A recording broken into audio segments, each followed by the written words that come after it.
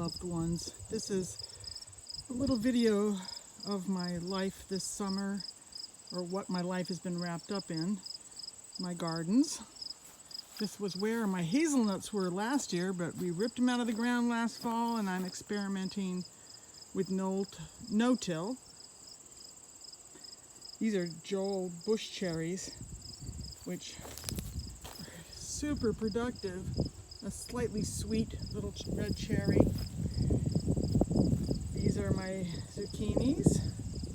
These green melons from seeds I saved from 2015, and I forgot the name of them. We had one melon yesterday. I had a potato experiment that went bust.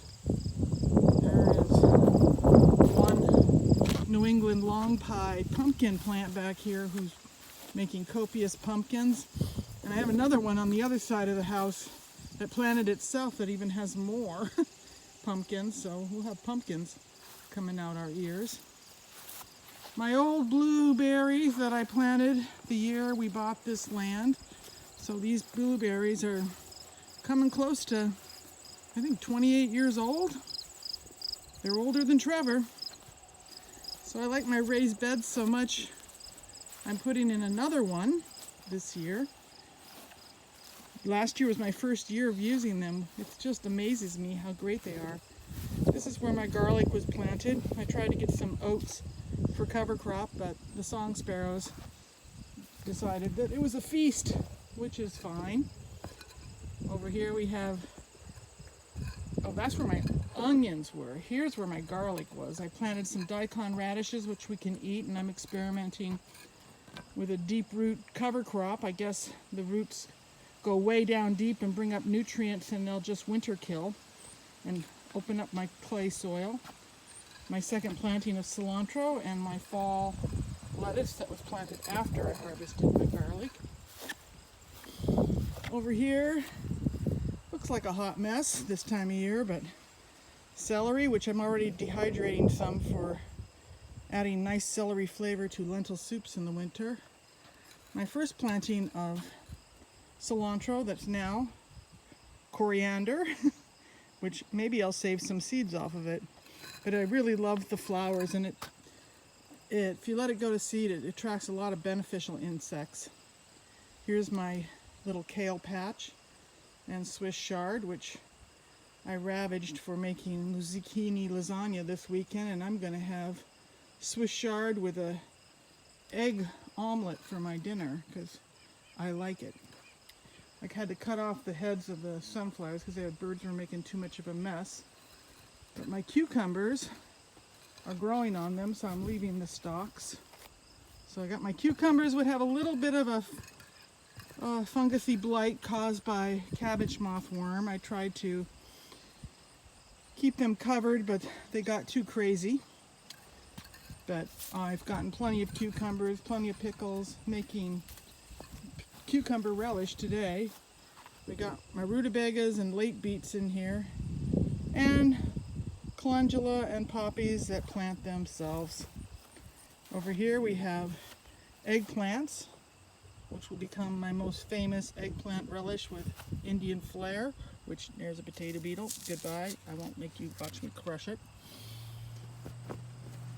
And we have green beans, which I've already gotten 2 canning loads of what we call melt-in-the-mouth green beans, but I should get more before it's all over. And here's my corn. This was a seed packet I got at a Martin's discount store for 25 cents on a whim. I haven't planted corn in like 20 years, but I didn't dare in the back field because all it was raccoon food. But this is looking good. I had to string it up after some wind. Any day now we should have some nice sweet corn. Here's my little pepper patch, mostly hot peppers. And here's my tomato insanity. They're running a little late because we had some crazy late frosts in the spring. And I even pruned them, and it was like I turned around and kaboom! It was tomato explosion. These are 16 plants.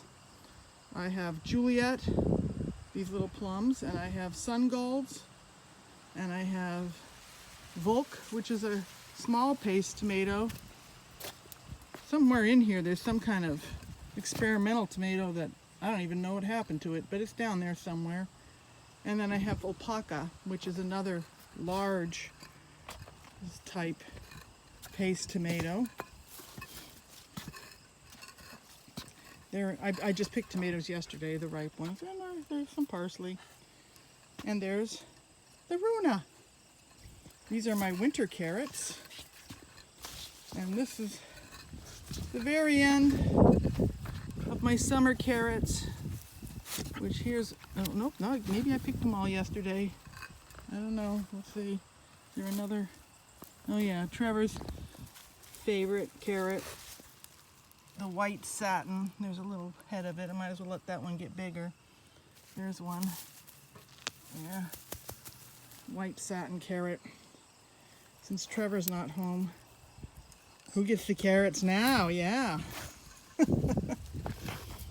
And my winter beets, which are some big ones in there. I might make pickled beets this year. So that's the raised bed gardens. And here's the pond. It's a little low this year because we've had a bit of a drought. But we have a nice addition that we built last fall to the pond. My pitcher pump's a bust, but we sold our big water pump and we got a small one that's easier for me to handle as I age. I moved my lavender over here.